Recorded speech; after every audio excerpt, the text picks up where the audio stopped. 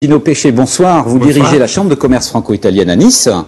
On va rebondir tout de suite sur ce que disait cette dame. Est-ce que franchement, c'est toujours moins cher en Italie? Essayez de nous dire, il n'y a quand même pas tous les produits qui sont moins chers en Italie. Alors, vous avez utilisé le mot concurrent, on est partenaires commerciaux plutôt que concurrents, et l'Italie, elle n'est pas plus chère ou moins chère que la France. Il y a des endroits où la vie, certains produits, on les trouve moins chers et d'autres, on les trouve plus chers, exactement comme en France.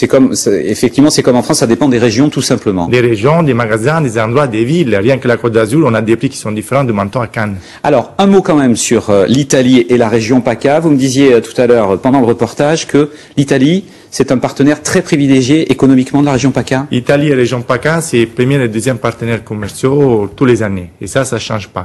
De plus en plus, il y a des rapports commerciaux très, très étroits. Et on les voit parmi les échanges des entreprises ou des particuliers. On a des touristes italiens qui viennent ici et on a des touristes français qui vont en Italie.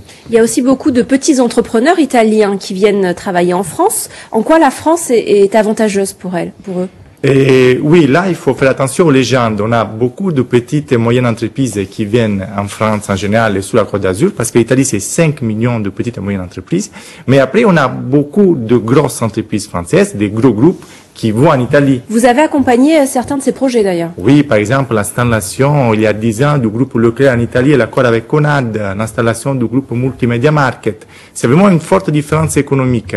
Les banques sont propriétaires de nos banques en Italie, les banques françaises propriétaires des banques italiennes, et la grande distribution est contrôlée par les groupes français en Italie.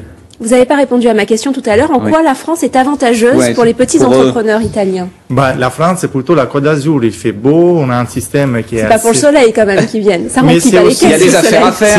Ils sont restaurateurs, ils sont dans la mode. Les Italiens viennent sur la Côte d'Azur. Ils viennent sur la Côte d'Azur. Il y a 15 ans, les centres des villes étaient presque abandonnés. Les gens, ils achetaient que dans la grande distribution. Aujourd'hui, ils achètent dans le centre-ville. Il y a eu beaucoup de commerçants et artisans qui se sont installés. On a eu des politiciens des collectivités locales. Ils ont complètement changé.